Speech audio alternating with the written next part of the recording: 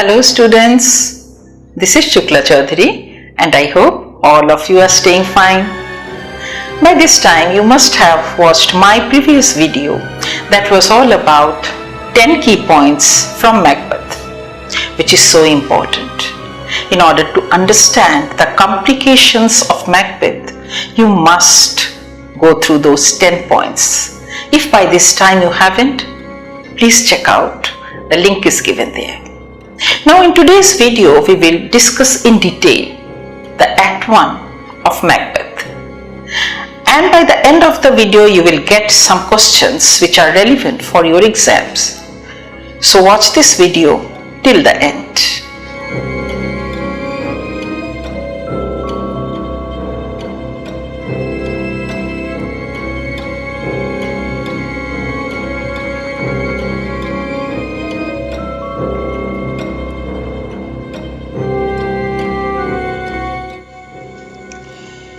Act 1, Scene 1 has three witches who gather in a desolate place in heavy storm, thunder and lightning.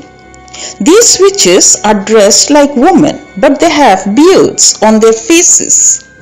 They agree to meet again after the battle upon the heath to greet Macbeth. The last words, my dear students, the last words of the witches, mind them. Fair is foul and foul is fair. Strike the keynote of the play. Macbeth, who is portrayed as fair in the beginning, will soon become foul. Henceforth, he will be guided by evil. In this scene, the only important question is the line of conversation that goes among the witches, that where they will meet again, when they will meet again, whom they will meet again, all this. Now we move on to Act 1, Scene 2. This scene opens in the Scottish camp near Forres. King Duncan is seen with his two sons, Malcolm and Donalbain. A wounded soldier comes to give the latest news from the battlefield. He informs Duncan that Macbeth has finally defeated the rebel Lord Macdonald. As soon as this victory was won, the Norwegian king began a fresh attack. But Macbeth and Banquo fought bravely. Here the wounded soldier falls down, unconscious. But soon Ross, a noble man, brings the news of more victories. The Norwegian king was held by the disloyal Thane of Cawdor. Even their combined strength made no difference to Macbeth and his army. They were defeated by the brave generals Macbeth and Banquo. Duncan expresses great joy at the victory and orders immediate execution of the Thane of Cawdor. He bestows this title on the victorious Macbeth as a reward, though Macbeth does not yet know about it, that he is now the Thane of Cawdor. This scene reflects the bravery and courage of Macbeth, who wins two battles. The tributes paid by the captain, Ross and Duncan magnify the qualities of Macbeth. From this scene, you can prepare questions like, what did Malcolm tell the king, Duncan, about the sergeant? Or how did the sergeant describe the bravery of Macbeth in the battlefield? Then question number 3 can be, how did the Thane of Ross describe the bravery of Macbeth? Question number 4, describe the battle between Macbeth and the King of Norway. These are the important questions from Scene 2. As we move to Scene 3. Here the three witches meet again on the heath. They wait in order to meet Macbeth. From their conversation, we come to know that they possess magical powers. We also learn the way in which they cast their spells. Drums are beaten to welcome Macbeth and Banquo, the two victorious generals of King Duncan. They are amazed to meet the three veiled creatures and ask them who are they. They are not men, for they wear a woman's dress, but they are also not women, for they grow beards. The three witches greet Macbeth and they make prophecies. The first hails him as the Thane of Glamis, which Macbeth already was. The second hails him the Thane of Cawdor. Now Macbeth doesn't know that he has become the Thane of Cawdor. While the third hails him as the King hereafter. At this prophecy, Macbeth was startled. The first witch then hails Banquo and tells him that he is lesser than Macbeth and greater. The second witch says that he is not as happy as Macbeth, yet much happier. The third witch tells Banquo that though he will never be a king, yet he will be the father of kings.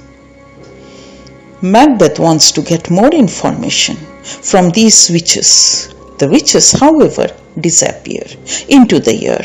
Macbeth and Banquo are dumbfounded. The readers here are introduced to Macbeth for the first time in scene 3. And the way he startled at the prophecy of the witches reflect his guilty soul. Both Banquo and Macbeth are affected by the prophecies of the witches.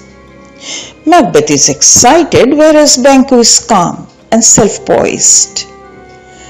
Macbeth's first word, "So fair and foul a day I have not seen," are an expression of his kinship with evil. Now this scene, it's a short one, can have only one question. How do the three witches hail Macbeth and Banquo? If you can prepare this, it's fine. Now let's move on to scene 4. This scene 4, takes place at Forres. Duncan enters with attendants. Malcolm, his eldest son, informs him that the execution of Thane of Cawdor has taken place. Duncan says that it is not possible to judge a man by his external appearance. Now here we can see irony. Cawdor betrayed Duncan's confidence and proved to be a traitor. And later on we will see same thing is done by Macbeth also. At this point, Macbeth, Banquo, Ross, Angus, they all enter, and Duncan showers praises on Macbeth for his victories. Macbeth replies that the pleasure that he takes in serving him is its own reward. Duncan also praises Banquo for his bravery in the battle. The king declares Malcolm to be the Prince of Cumberland and his successor to the throne. He expresses his desire to go to Macbeth's castle as a guest in order to show his appreciation for his services. Macbeth seeks his permission to go to his wife and convey this welcome news to her. In his soliloquy, he thinks of evil methods to gain the kingship which the witches had prophesied for him. This scene is very significant for two reasons. Firstly, Duncan's nomination of Malcolm as his heir to the throne has destroyed Macbeth's hope of getting the throne in due course of time. Secondly, Duncan's desire to visit Macbeth's castle provides a great opportunity to Macbeth to murder him and get the throne. It looks that fate is pushing Macbeth to commit a heinous crime. Now for this scene, you can prepare this question. How is Macbeth and Banquo welcomed by King Duncan? This is the only question that you can prepare from here in this scene. Now let's move on to scene 5. This scene opens in Macbeth's castle at Inverness. Lady Macbeth is seen for the first time reading a letter from her husband in which he has written about the prophecy of the witches. She is ambitious, far more for her husband's sake than her own, and determined to get the throne as prophesied by the witches. But she has apprehensions about her husband, who is gentle by nature. She knows that her husband will not act wrongly in order to fulfill his ambition. She therefore wants to chastise him with the valor of her tongue and to adopt the means to achieve the ends. A messenger comes with the message that Duncan will be their guest for the night. She considers this as a great opportunity to realize their ambition. She invokes the spirits to fill her with evil thoughts and deprive her of all kindness natural to her sex. She is determined to get the throne for her husband by murdering Duncan. Macbeth now enters and informs her about Duncan's visit, but she already knows about it.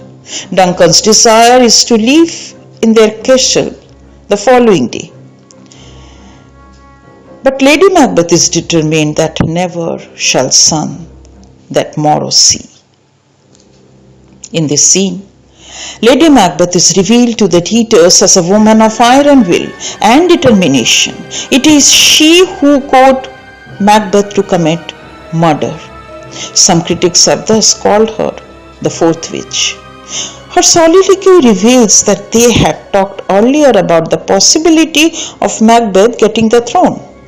The dormant ambition is now awakened by the prophecy of the witches and the arrival of Duncan at their castle.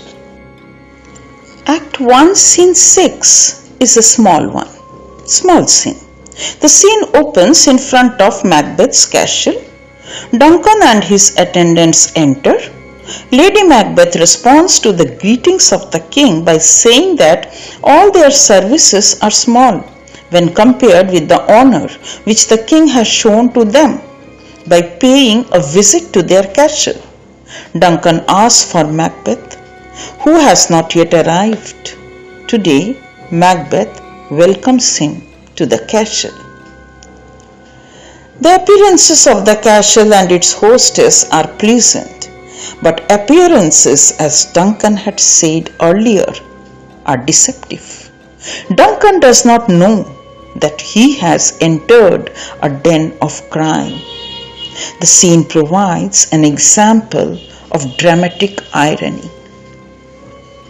Scene 7 begins with Macbeth's soliloquy. It opens with, "If it were done, when's done?" We come to know that Macbeth's conscience is in troubled state, and it's somewhere in between that the evil world and his good conscience that he contemplates. He muses that if mere execution of the deed was the end of the matter, then it was best for it to be done at once. But the results of such a deed trouble him. He says that when we commit bloody deeds, they react upon us, and those who commit such wrongful acts are sure to suffer the results of those deeds. Moreover, Duncan is in his house under double trust. He is not only his kinsman, but his guest also. He feels that the king has been so just and humble that the people will be enraged if any harm comes to him. But it is only his vaulting ambition which prompts him to commit the murder of Duncan. Lady Macbeth informs Macbeth that the king has almost finished his supper. Macbeth tells her that they should abandon their plan to murder Duncan and should proceed no further in this matter. He argues that Duncan has honored him and he himself is liked by people. But if he associates himself with evil, he will spoil his good image among the people. He does not want to spoil his good image. But Lady Macbeth goads him to commit the act in order to realize their ambition. She chastises him with the valor of her tongue. She will not consider him a man, she says. She will not consider him a man if he does not have the courage to do the deed, that means the murder. Macbeth is of the view that the deed which they want to do does not actually done by a normal man. But Lady Macbeth reminds him that they had contemplated about the deed earlier at a time when neither it was the right time nor it was suitable. But was he a beast when he had decided to do that deed? She tells him that if she had sworn, she would have done it at any cost. When Macbeth suggests that they might fail in their plan, Lady Macbeth replies that there was no possibility of any failure of their plan. She suggests that when Duncan was asleep, she would drug his 2 attendants with wine, and then she and her husband would murder the king. After that, they would blame the attendants. Macbeth is again roused to fulfill his ambition. He is full of admiration for the courage of his wife. He decides to put on the fairest show to delude the world. This scene is very important because it reveals that Macbeth is a man of poetic imagination. His imagination is the handmaid of his conscience. We also find that Macbeth suffers from a conflict between his conscience and ambition.